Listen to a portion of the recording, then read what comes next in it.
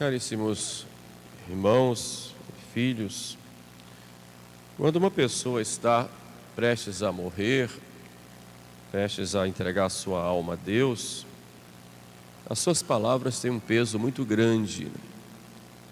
Soam como um testamento e um mandato tão importante que aquilo fica na memória dos presentes, sobretudo dos seus filhos, e fica durante toda a vida. Quando Jesus estava chegando o momento de entregar-se para ser crucificado, ele reuniu os seus apóstolos e na última ceia, nos narra São João, que estava presente, e tendo amado os seus, os amou até o fim. E naquele dia ele chama os apóstolos de filhinhos. Filhinhos. Antes de partir, eu vos deixo um novo mandamento: que vos ameis uns aos outros, como eu vos amei. Já na lei antiga falava do amor a Deus sobre todas as coisas e amor ao próximo como a nós mesmos, como acabamos de ouvir Jesus falando aos fariseus que conheciam a lei.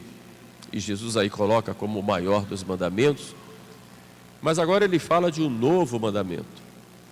E por que novo? Porque ele coloca já o modelo desse mandamento, que é ele mesmo. Tendo amado os seus, os amou até o fim. Eu vos dou o novo mandamento, que vos ameis uns aos outros como eu vos amei. Portanto, o modelo do amor é o próprio Jesus Cristo, que dá a vida. Por isso, amar como Jesus ama é dar a vida. Dar a vida a Deus e aqui, nesse contexto, dar a vida aos irmãos. E ele coloca como uma medida, né? Ninguém tem maior amor do que aquele que dá a vida por seus amigos. Ele nos fala aí de uma nova lei, que é a lei da caridade, que é junto com a lei da graça. Na verdade, a lei da caridade é a lei da graça. A graça que vem de Deus para nós e que, por amor a Deus, nós amamos os nossos irmãos. Então, amar o próximo é transmitir esse amor de Deus aos outros. E quando deixamos de amar o próximo, nós, como que, humanamente falando, colocamos um dique nesse amor de Deus. E é por isso que Cristo nos diz que tudo aquilo que fizermos ao menor dos seus irmãos, é a ele que nós o fazemos. A caridade é a única lei que pode transformar o mundo. Podemos falar de muitas transformações culturais, transformações de modos de viver, mas a transformação verdadeira, quem veio trazer foi Jesus Cristo por essa lei, a lei da caridade. Em outro momento falaremos dessa caridade para com Deus, que consiste em viver na graça e prestar a Ele o culto que é devido. Falaremos disso na nossa catequese de hoje, mas gostaria de falar para vocês um pouco sobre a caridade com os nossos irmãos. E nós vemos esfriando cada vez mais. Jesus chama a atenção quando o Filho do Homem voltar voltar ao mundo. Acaso achará fé sobre a terra? Mas como ele fala dos sinais anteriores ao fim do mundo, ele mostra que a caridade de muitos vai se esfriar. Não pode esfriar a caridade em nós. Se esfria a caridade, esfria-se o amor de Deus em nós. Por isso olhemos para o nosso próximo e olhemos nele o próprio Jesus Cristo. E vivemos essa caridade para com o próximo. São João diz: ninguém pode dizer que ama a Deus que não vê, se não ama o próximo que vê. Mas como deve ser essa caridade? Refletirei em 3 pontos: a caridade nos pensamentos, a caridade nas palavras e a caridade nas ações. A caridade nos pensamentos. Nosso Senhor nos diz, numa das bem-aventuranças: bem-aventurados os puros de coração, porque estes verão a Deus. E nós entendemos, com alguns autores, a pureza de coração apenas no sentido da castidade, ter o coração casto. Também, mas a pureza de coração vai além disso. Pureza de coração diz respeito à reta intenção. A reta intenção em fazer as coisas, tendo em si sempre a glória de Deus como objeto. Mas a pureza de intenção também significa olhar o irmão com reta intenção. Olhar o irmão como filho de Deus.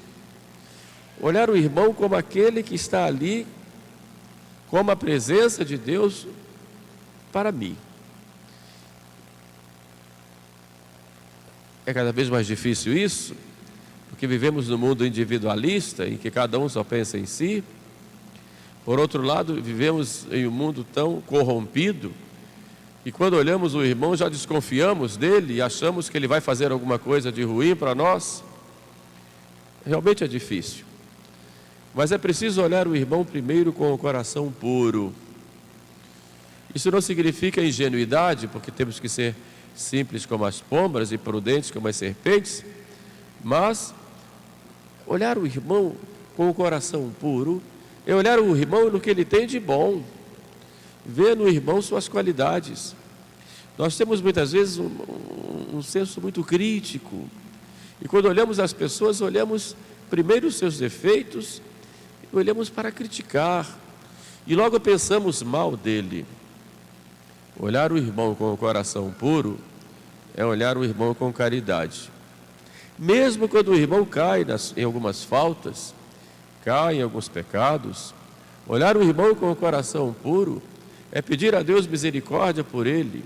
Ele está sempre pronto a perdoar quando ele pede perdão. Olhar o irmão com o coração puro significa nunca fazer juízo temerário dele. E o juízo temerário consiste em julgá-lo sem ter qualquer indício de culpabilidade. É julgá-lo nas suas intenções. Só Deus pode julgar as intenções. Nós podemos julgar as atitudes, e pelas atitudes conhecer a pessoa, mas qualquer que seja o ser humano, nem tudo está perdido. Lembremos-nos de que na cruz um ladrão se salvou. Mesmo que tenha cometido desatinos, na hora da morte ele diz: Mestre, lembra-te de mim, Senhor, lembra-te de mim quando estiveres no teu reino. E Jesus naquele momento perdoa o bom ladrão. Bom ladrão. É interessante essa expressão, bom ladrão. Porque apesar dos seus crimes, ele tinha algo de bom ali dentro dele. E naquele momento recebeu a graça, se arrependeu e confessou o seu pecado e obteve a misericórdia de Deus. Nem tudo está perdido no ser humano. É verdade que o ser humano nos decepciona tantas vezes. Mas quantas vezes também nós decepcionamos a Deus e aos irmãos com as nossas atitudes, muitas vezes bruscas, intempestivas.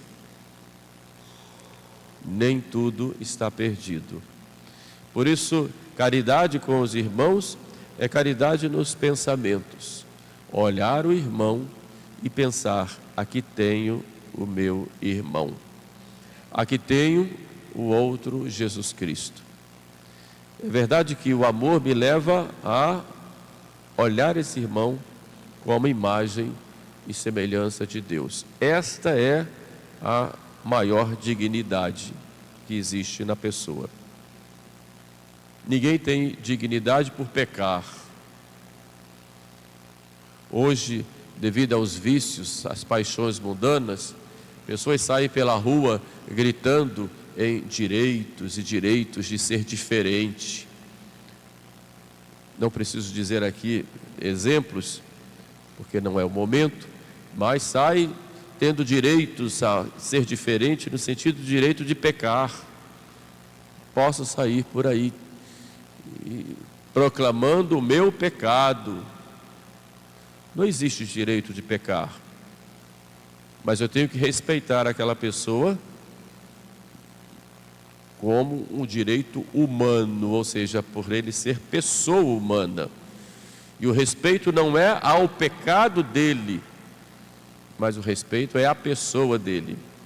O pecado dele não lhe dá direitos. E nós vemos, infelizmente, hoje, muitos saírem pelas ruas, fazendo até paradas e proclamações, com o apoio da mídia e com o apoio de tantas instituições, o direito de pecar. Ninguém tem direito de pecar. O pecar é um abuso da liberdade que Deus deu. Mas ele tem o direito de ser respeitado como pessoa humana, como imagem e semelhança de Deus. Não o direito de fazer erros. E não o direito de proclamar os seus erros e colocar os seus erros como se fosse uma coisa normal, ou como se fosse um direito. É preciso distinguir bem isso quando eu falo no respeito à pessoa e não o respeito ao pecado da pessoa. Porque se tem uma coisa que Deus odeia, humanamente podemos dizer assim, é o pecado. A única coisa que Deus abomina é o pecado, embora ame o pecador. E como Deus abomina o pecado e odeia o pecado, o único ódio que nós devemos ter é ao pecado. Não só os nossos, mas ao pecado como tal.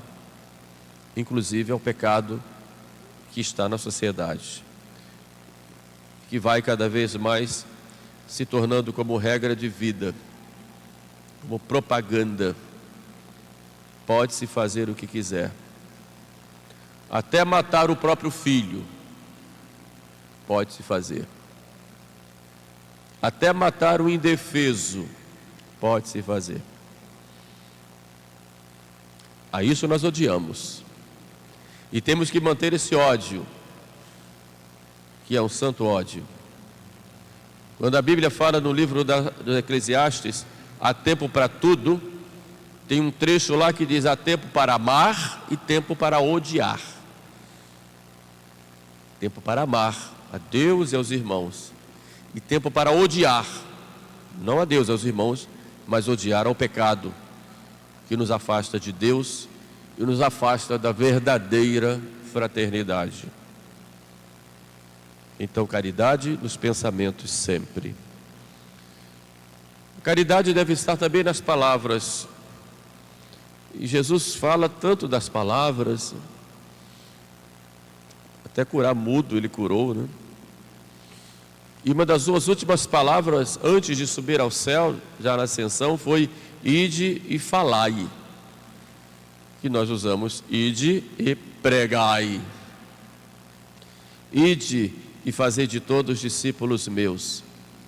E a palavra é tão importante em nossa língua que Jesus fala que nós vamos prestar contas de toda a palavra vã que nós houvermos pronunciado. A palavra tem uma força muito grande. E podemos dizer, tem um poder muito grande.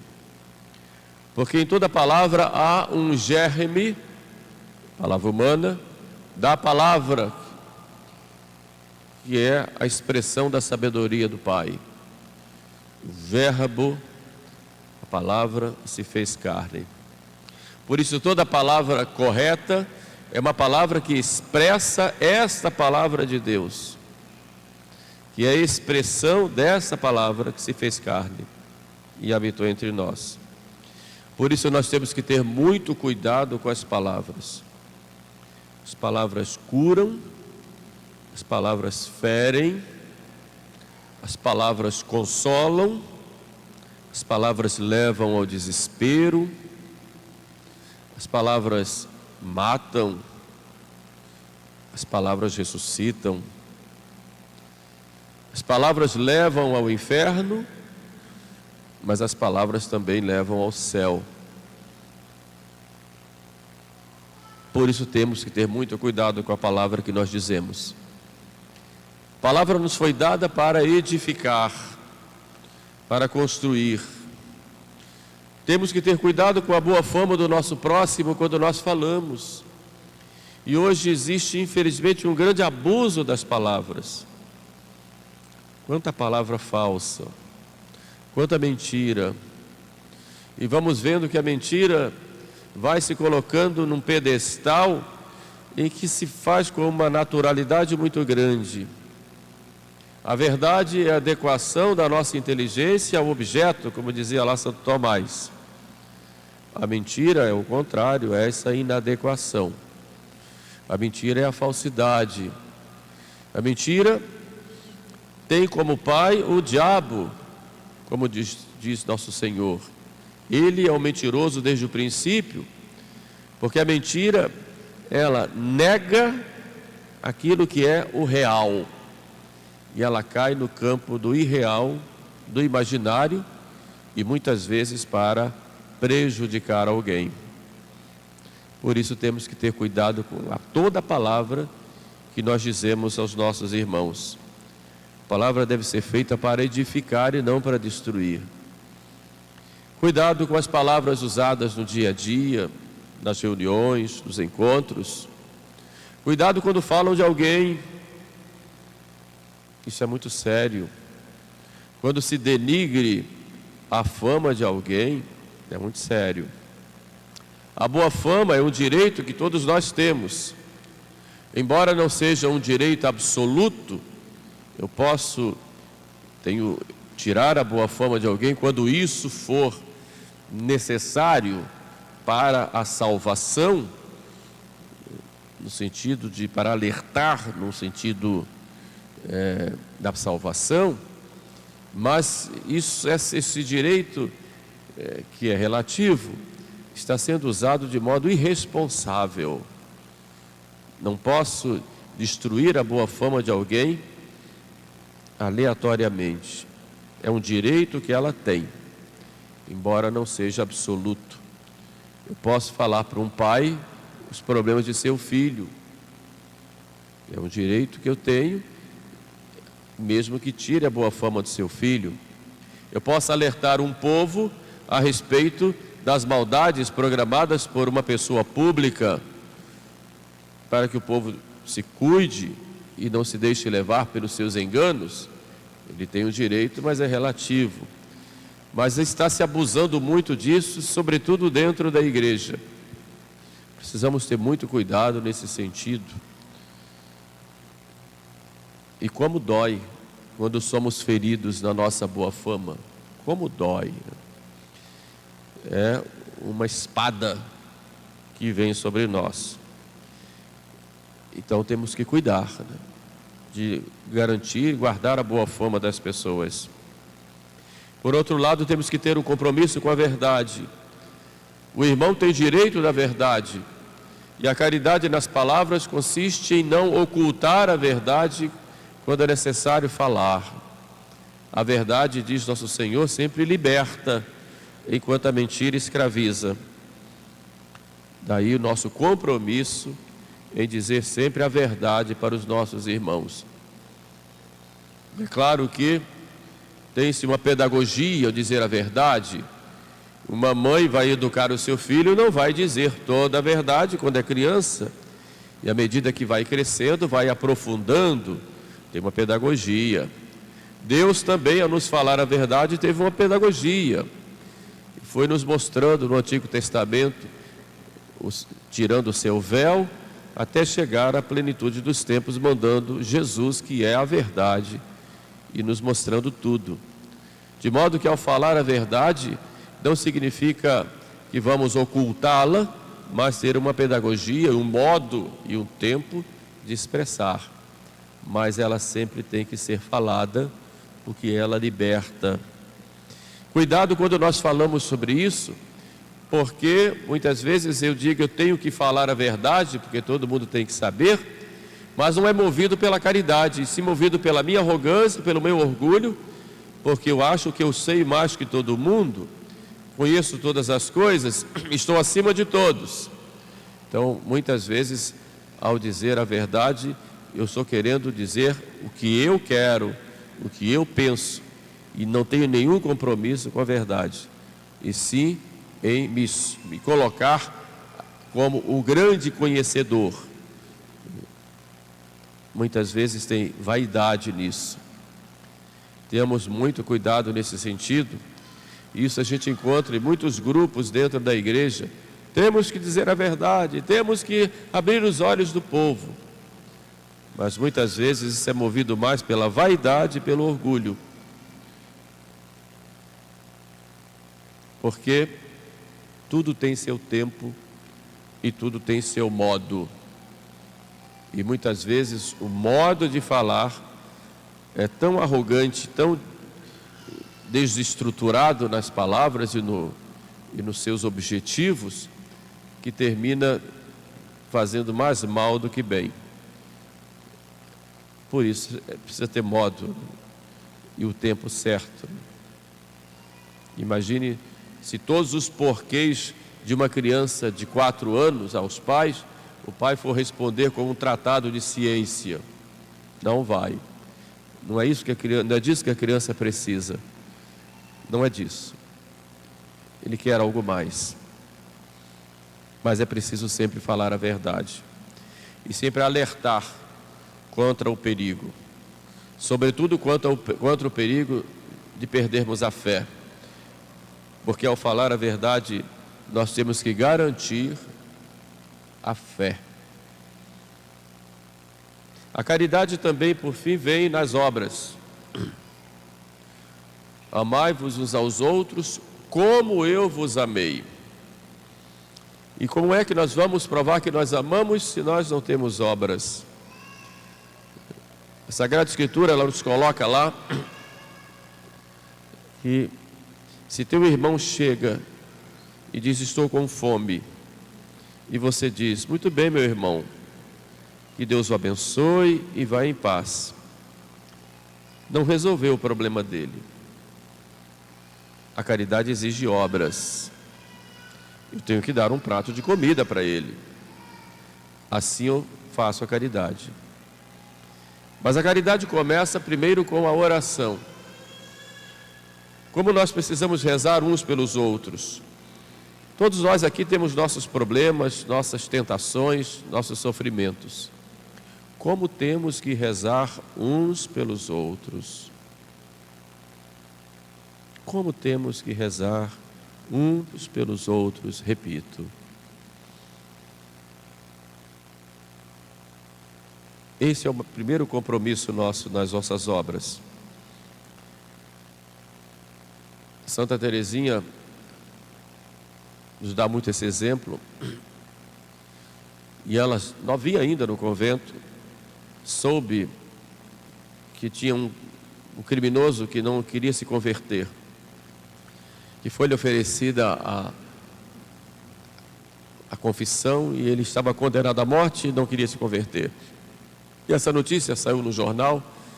E num dos embrulhos lá da cozinha, Teresinha viu aquilo e disse, esse vai ser meu primeiro filho. E a partir dali começou a rezar por ele, começou a fazer penitência.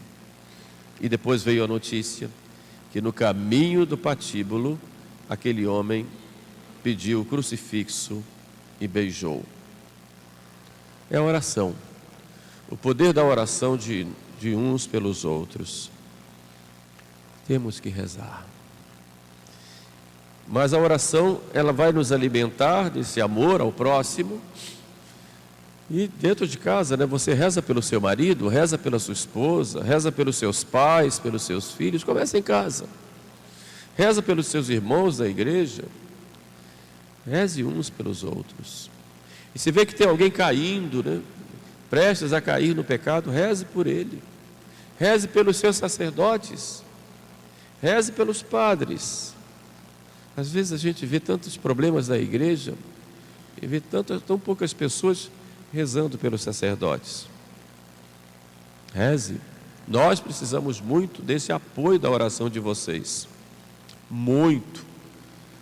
Ninguém é mais tentado no mundo do que um padre. Santa Teresinha dizia que rezar pelo padre é negociar por atacado. Porque o demônio sabe que derrubando um padre, derruba por atacado também.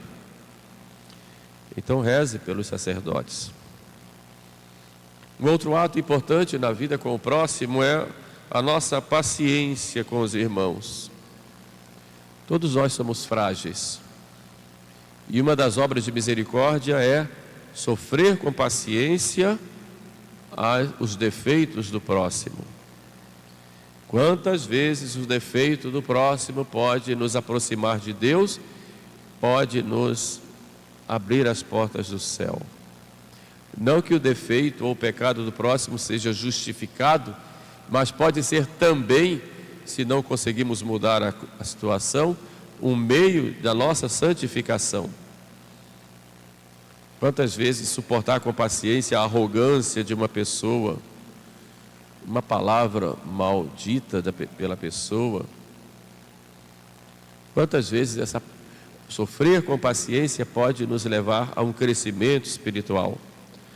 Não que queiramos que o próximo peque, pelo contrário, temos que rezar por ele, mas se ele não muda, como temos oportunidade de crescer e oferecer a Jesus? É por vosso amor. A caridade com obras também nos leva ao cuidado com o próximo nas suas feridas, nas suas necessidades. E quem não precisa de ninguém? Todos nós precisamos uns dos outros. São Paulo disse na epístola de hoje: somos um só corpo, temos uma só fé, um só batismo, um só Senhor, comungamos do mesmo Jesus na Eucaristia, ouvimos a sua palavra e comungamos também, no certo sentido, nessa palavra. Então que não haja entre nós desavenças, invejas, maldades. Amemos uns aos outros. Está faltando muito amor entre nós. Está faltando muito amor dentro da igreja. E nos grupos tradicionais, ditos tradicionalistas, não gosto muito desse termo, mas é uma maneira de identificar quanta desarmonia, quanta falta de amor, quanta vaidade. Em nome da defesa da fé, quantas pessoas são destruídas. Se não pertence ao meu grupo, está no inferno. Se não está aqui no meu grupinho, esquentando a mão comigo, nesta fogueirinha que nós temos aqui, está condenado. Isso é contra a caridade. Isso é contra a caridade. Não foi isso que Jesus pregou. E às vezes por coisas tão pequenas, o que nos une é a fé, o que nos une é a caridade, o que nos une é a esperança em nosso Senhor, o que nos une é a igreja. Mas porque a minha igreja, o meu jeitinho de ser igreja é o único? Eu tenho que respeitar o outro. Respeitar o outro.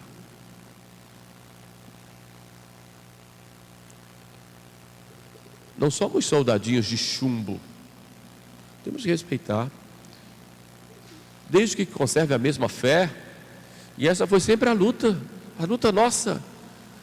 Nessa grande batalha dos anos 60, 70, 80, sobretudo. Conservar a fé e o amor de Deus para irmos para o céu. Mas o que acontece hoje? Forma um grupinho aqui, outro grupinho ali, outro grupinho acolá, e esse não aceita uma coisa, esse não aceita outra, e começam a se digladiar. Quanta falta de caridade! E nós, só sacerdotes, Vocês certamente sabem melhor do que nós, porque eu pelo menos não tenho tempo e não quero ficar me envolvendo com redes sociais e procurando os comentários a nosso respeito, mas imagino o que dizem. Quanta falta de caridade e falta de conhecimento.